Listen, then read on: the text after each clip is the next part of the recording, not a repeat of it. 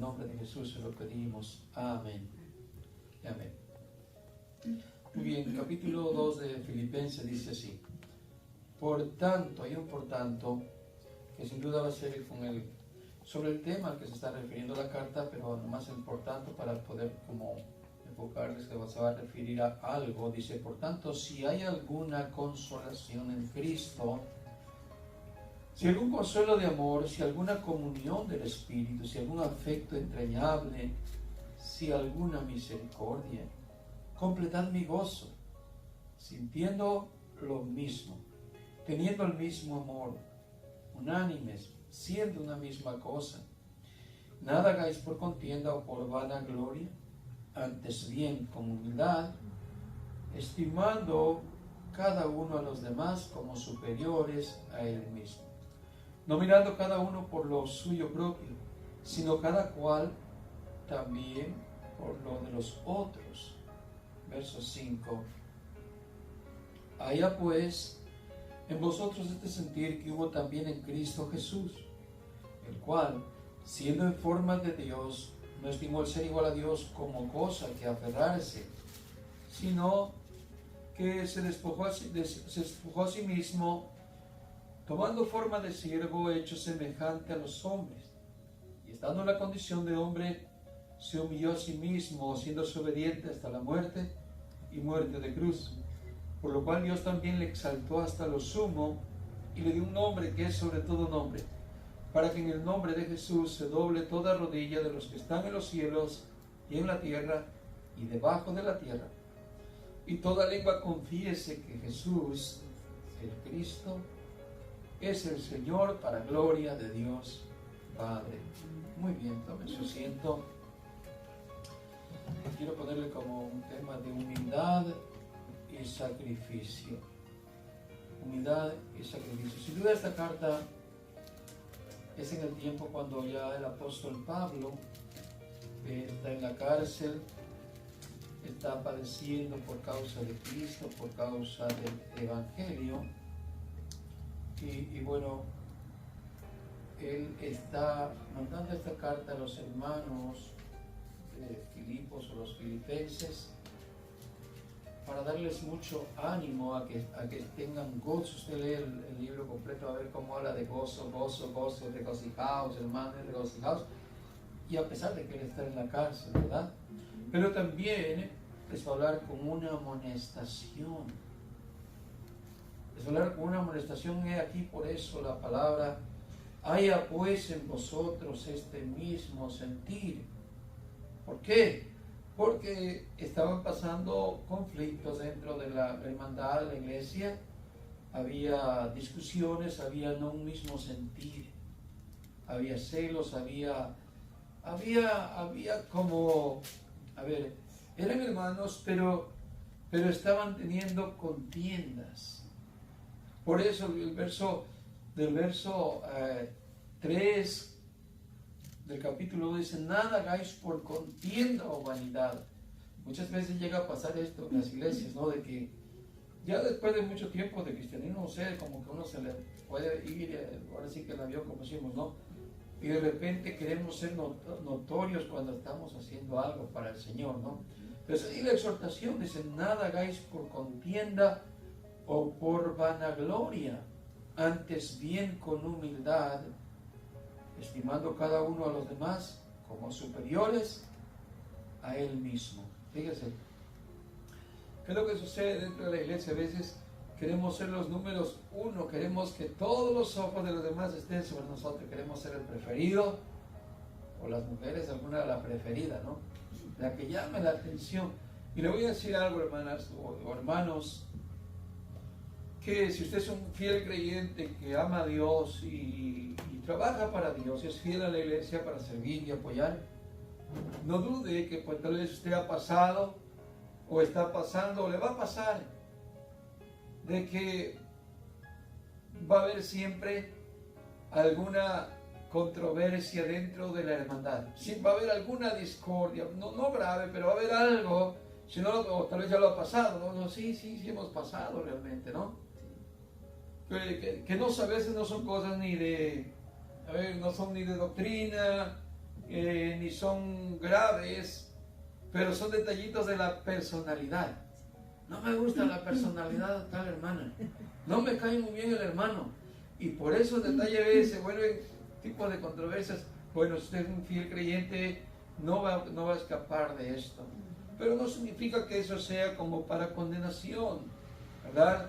Sino que estamos dentro del cristianismo, dentro de la hermandad, y son cosas que llegan a suceder.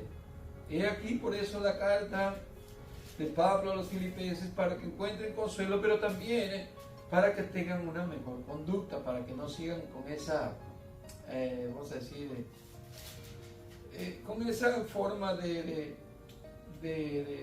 seguir viviendo, porque a la vez es cansado, ¿cierto? Cuando pasan esas cosas en la iglesia, yo sé que uno viene por amor al Señor y viene uno con mucho gozo, pero puede ser que por esa contienda hasta se va un poquitito el gozo y ya no viene al 100% el gozo, ¿no? Ay, nomás de que voy a ver a tal hermano allá en la iglesia, ojalá que no vaya hoy. Entonces existe ese tipo de rosas y sentires. Entonces aquí, por eso la carta de amonestación. Muy bien, quiero que vean un poquito de ese contexto para que vean que no le estoy engañando. Vean capítulo 4, por favor, vaya un poquito ahí para dar un poquito del contexto de la carta. Amén. No está larga la carta, son 4 capítulos. Hoy lo estuve leyendo, lo leí antes de venir para ver su contexto. Mira el capítulo 4. A ver, dice así el verso 1. Así que, hermanos míos, amados y deseados, gozo y corona mía, estad así firmes en el Señor, amados. Verso 2. Ruego a Evodia y a Síntique que sean de un mismo sentir en el Señor.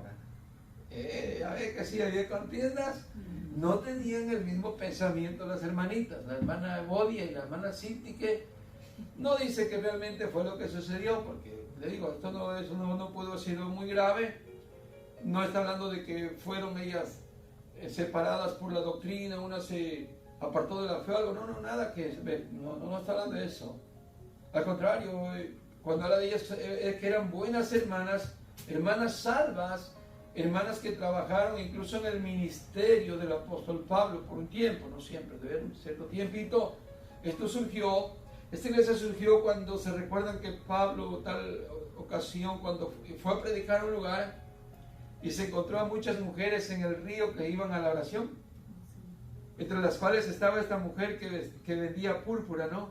¿Cómo se llamó esta mujer? A mí se me va rápido, ¿no? Era curtidora que vendía telas. ¿Cómo se llamó esta mujer? Que cuando escuchó al apóstol Pablo que predicaba, dice que el Señor le abrió el corazón para que recibiera el evangelio, para que creyera.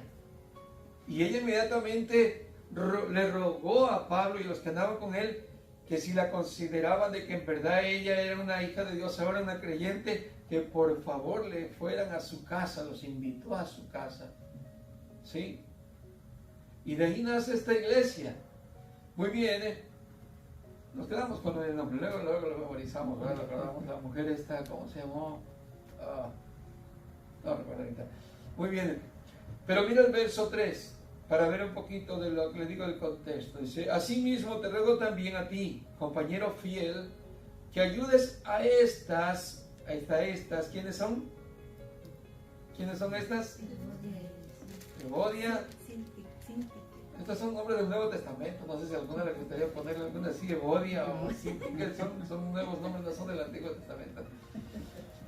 Así dice, asimismo te ruego también a ti, compañero fiel, que ayudes a estas que combatieron juntamente conmigo en el Evangelio. Ese combatir viene de aquel género como los gladiadores que combatían, que eran guerreros.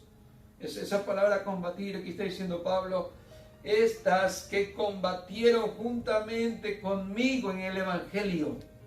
No solamente ellas, no menciona más, con Clemente también, y los demás colaboradores míos, cuyos nombres están en el libro de la vida. Si es que ninguna de ellas iba a ir a condenación, no era grave el pleito que había. Usted sabe, serán cosas que no me gustó cómo me vio, no me gustó lo que dijo.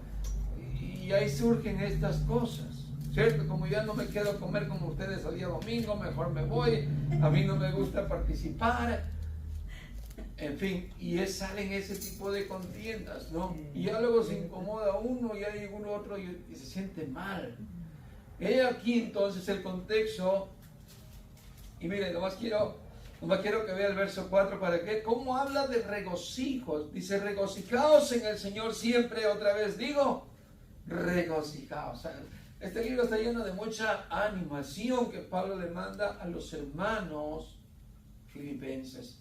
Pero volviendo al tema de la exhortación, en el versículo 5 él les dice, haya pues en vosotros este sentir que hubo también en Cristo Jesús. ¿Cómo se llamó?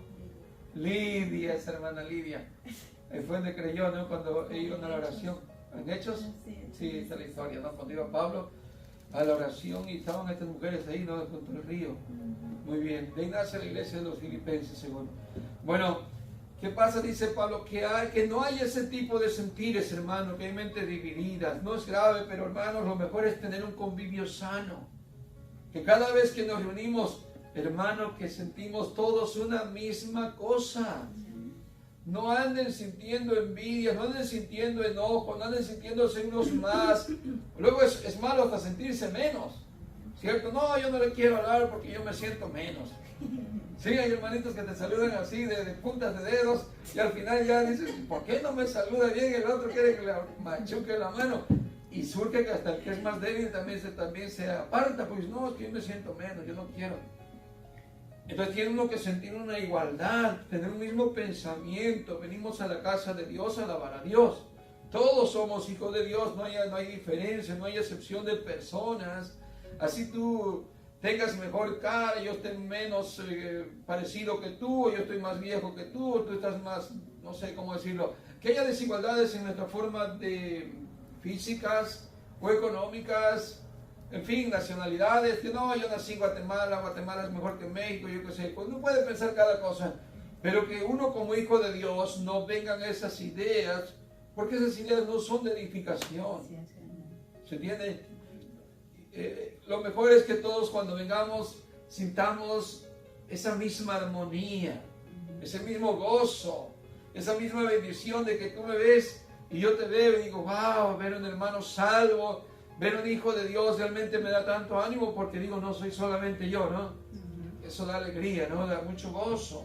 Y luego que adoremos al Señor juntos es lo mejor que también tenemos en el culto. El dar testimonio de la palabra del Señor que vive en nosotros, todo eso nos genera alegría y gozo, pero cuando se rompe esto por causas que a veces no valen ni la pena mencionar, porque se enojó, hermana, ya llevo 5 meses, 6 meses, 1 año, que estamos así con esto, y yo ni perdón le he pedido a usted, ni usted a mí, y usted dice, pues yo ni sé ni de qué salió esto, pero no me ha ofendido gran cosa. Oh, fue porque le dije que los frijoles estuvieron salados ese día. Y usted dijo, me ofendió. Por cualquier cosa, ¿no? Surgió algo y ya está la división. Estas mujeres trabajaron juntas en el ministerio del apóstol Pablo. Imagínense con quién anduvieron. Mujeres guerreras, mujeres activas. Eran de fe, fuertes para soportar la lucha, lo que había en aquel tiempo. Y Pablo las alabó en la forma como habló de ellas, pero no aquí. Aquí es una amonestación que le está diciendo, ruego a Evodia. Este ruego tiene que ver con amonestación.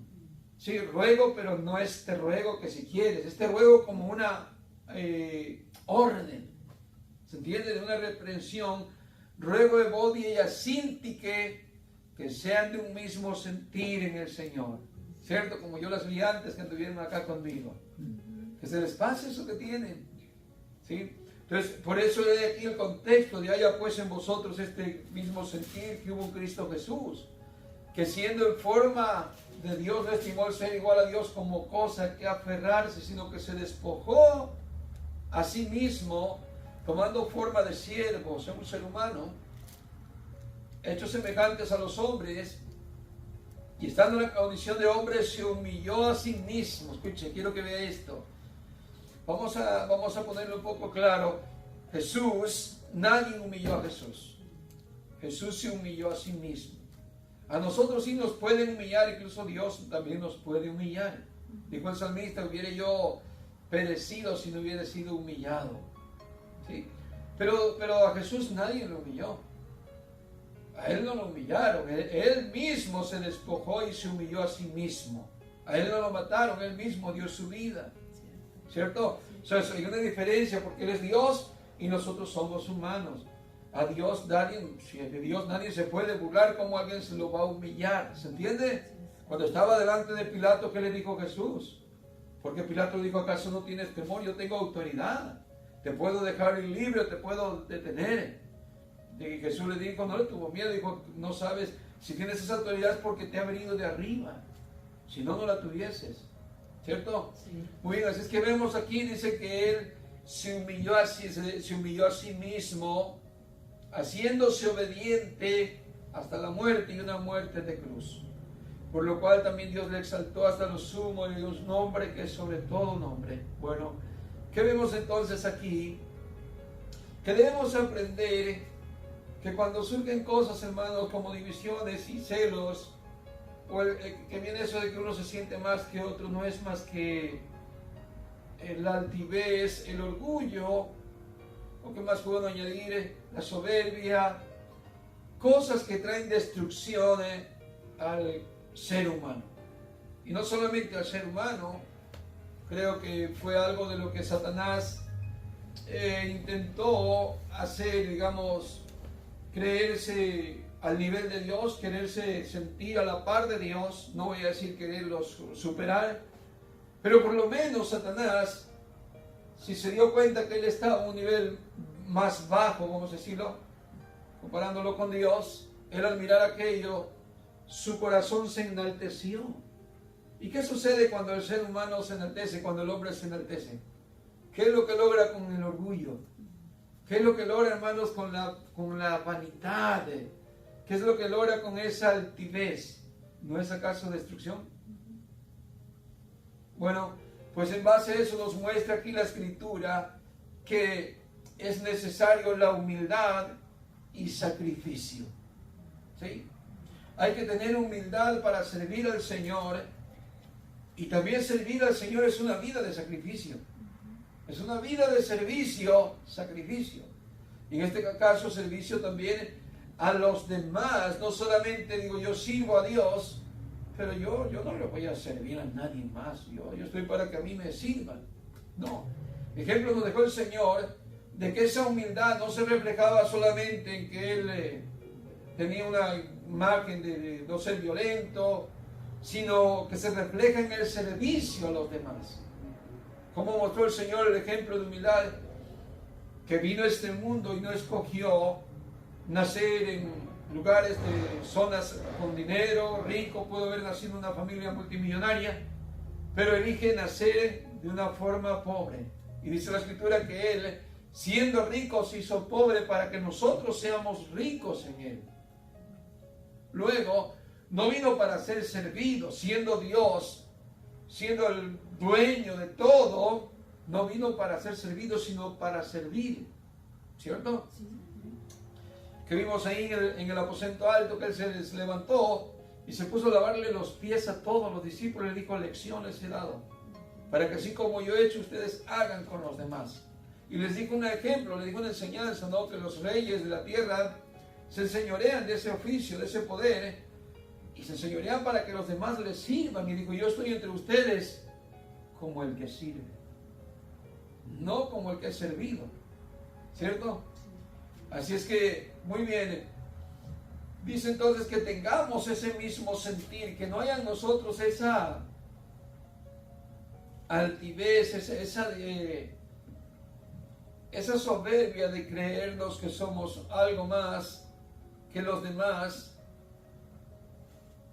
o que nosotros merecemos algo mejor, sino que debemos tener en mejor estima a los demás que nosotros mismos, porque el ego es lo que hace verte como mejor que otros.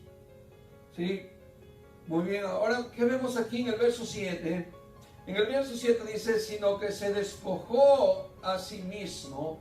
Muchos estudiados o teólogos de la Biblia han llegado a decir que cuando Jesús se despojó de su gloria, de su trono, han llegado a decir que Él dejó de ser Dios cuando vino a este mundo.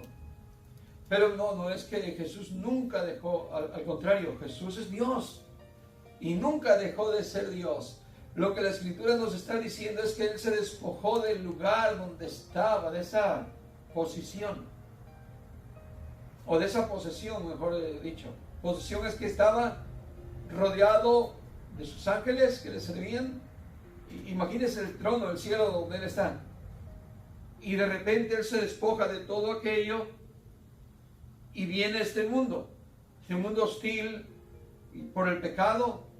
No digamos por la vivencia, vamos a decir que bueno, cualquiera puede sobrevivir aquí al comer y lo que sea, no al aire y lo que hay aquí que respirar y vivir en esta atmósfera que no se puede comparar con el cielo de Dios, de seguro, lo puro, lo limpio y todo, ¿no? Lo santo, más que nada. Pero en la forma en que Jesús viene a vivir este mundo, que viene como un pecador a morir en la cruz. Pero no es que Él se despojó de sus atributos y dejó de ser omnisciente, omnipresente y todopoderoso. Al contrario, como vemos a Jesús, como conocía la mente de todos los hombres. Y no tenía necesidad de que nadie le dijera nada de otro, porque Jesús sabía los pensamientos, dice, de los demás. Entonces vemos que no dejó sus atributos como el Todopoderoso o como Dios, sino que se despojó de todo lo que Él tenía, vamos a decir, a su servicio. ¿Entiende? Sí. Y ahí mire la sencillez. Búsquese en su corazón el despojarse de lo que usted tiene, o el despojarme de lo que yo tengo, para ver qué tanto tenemos de humildad. Al contrario, queremos más, ¿cierto? No, yo que le voy a regalar mi zapato a tal persona, mi zapatito bonito. Bueno, estoy diciendo exactamente que tenemos que hacerlo, pero es un símbolo, un ejemplo que quiero decir que Jesús realmente sí se despojó de todo eso, pero Él no perdió ningún valor al despojarse de todo eso. Según la mente humana, nosotros pensamos diferente, que entre más tenemos, más valemos. Así que cuando me despojo de todo lo que tengo, ¿quién soy? No soy nadie, no tengo nada. Porque no hemos guardado el valor que debemos tener en nuestra integridad, en nuestra alma, en la vida que tenemos de principios, en lo que Dios nos ha hecho y nos ha dicho quién somos. No hemos retenido en nuestra mente cuál es el real valor que hay en nosotros, pero no así en Dios. Por eso Dios es capaz de despojarse de toda esa gloria con que estaba rodeado. Gloria quiere decir de las cosas y de los ángeles y todo lo que hay en el cielo a su servicio. Pero Él no perdió ningún valor, porque Dios no necesita esas cosas para hacerse saber que Él sí vale lo que vale, ¿cierto? Mientras que nosotros tenemos una mente carnal, errónea. Si tengo algo encima de mí, valgo, y si no tengo nada, estoy miserable, estoy pobre, no valgo nada, ¿cierto? Por eso la gente, entre mejores calzados trae de marca, ropas, el carro, una casa, cadenas de oro, ¿qué más, no? Todo aquello, una estética físicamente mejor, un cuerpo más bien moldeado y renovarse en juventud. Creen que con esas cosas ya valen más, ¿cierto? Pero en Dios no es así. Pero en el mundo espiritual, en el reino de Dios, para que el hombre también venga a tener valor y sea grande, según la Escritura, tenemos que menguar o tenemos que despojarnos también. Por ejemplo, la reprensión es, así como vivió Jesús, yo debo de enseñarme a vivir para entrar en ese mismo estilo de humildad. Ser capaz de despojarme de mis pensamientos, de mi forma de pensar errónea, que yo porque me siento mejor que tú o tengo mejor estilo de vida económico y eso me hace sentirme orgulloso de mí, bueno, la amonestación es: despójate de esas cosas, así como Cristo Jesús se despojó y se humilló a sí mismo y fue obediente hasta la muerte y muerte de cruz. ¿Se imagina qué ejemplo a seguir? El Rey de Reyes y Señor de Señores se humilló a sí mismo. Nosotros debemos ser humillados intencionalmente para que nuestro ego, nuestro orgullo, nuestra soberbia sea quitada de nosotros. Fue lo que dijo el salmista David: hubiera yo perecido si no hubiera sido humillado. Y luego le dio gracias a Dios, ¿no? En el Salmo 51. Pero Dios lo hizo para venir a salvarnos en muestra de amor. Él no lo hizo porque cometió pecado. Y nosotros, si hemos cometido pecado y contendemos contra el ego, contra el orgullo, contra el pecado que mora en nuestro corazón. En Mateo 11, el Señor dijo: aprendan de mí. Vaya conmigo ahí.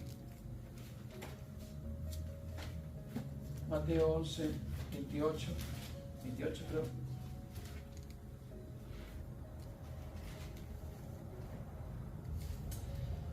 Si dice: venid a mí todos los que estáis trabajados y cargados, y yo os haré descansar.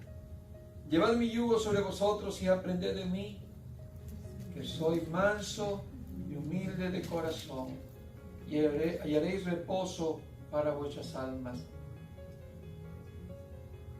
Mire, aquí cuando el hombre no decide despojarse de todo esa vanidad y esa vanagloria y de esas extravagancias que hay en su alma más que lo que posee, ¿no?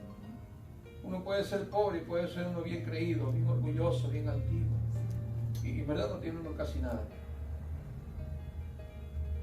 Dice que aprendamos de Jesús a ser manso y humilde. Tiene que ver manso con obediencia. Dice: y hallaréis reposo para vuestras almas. Ahí está nuestro descanso. Hay gente que tal vez padece tanto sin descansar, y todo por la soberbia, todo por la altivez, todo por el orgullo, porque no es capaz de pedir perdón, porque no es capaz de humillarse, ir a pedir perdón a otro o perdonar incluso, y guardan para sí ese ego: y nunca te voy a perdonar, y se lo echan en cara, ¿no?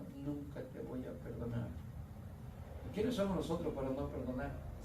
Todos somos pecadores, todos los humanos, y Dios nos muestra el ejemplo que nos perdonó siendo santo, o es santo y es Dios. Verso 30: porque mi yugo es fácil y ligera mi carga. Sí se puede. Es más, no solamente se puede, es el mandamiento de Dios para los hijos de Dios, para los cristianos, que todos llevemos a la práctica la vida que Cristo nos mostró. Ese tipo de vida de obediencia, quiere decir humildad, de ser personas creyentes obedientes, que Cristo se ha formado en nosotros como un hijo de Dios, que no estamos pleiteando con Dios ni con su palabra para poderla poner en práctica, sino que humildemente y con un corazón dispuesto recibimos la palabra del Señor para ponerla en práctica en nuestras vidas. Amén. Así es que aprendamos en esta lección, hermanas y hermanos, se necesita humildad y sacrificio. Humildad para poder ser como Cristo Jesús, para despojarnos, para tener igualdad entre los hermanos, para poder convivir con cariño, con aprecio, no sintiéndonos mejor que otro, sino todos en un mismo sentido. Amén. Todos en un mismo pensamiento. Muy bien, pues póngase de pie. Démosle gracias al Señor. Y por ahí examinemos nuestro corazón. Creo que, como le dije hace un momento, si no estamos pasando eso ahorita, puede venir más después. Que salgan controversias dentro de la hermandad, dentro de la casa de Dios. no es que está cometiendo un grave pecado, pero no es bueno que hayan estas cosas dentro de nosotros, como cuando en lo secular, la familia, nos pleiteamos en la casa, no se siente bonito, no se siente uno tranquilo.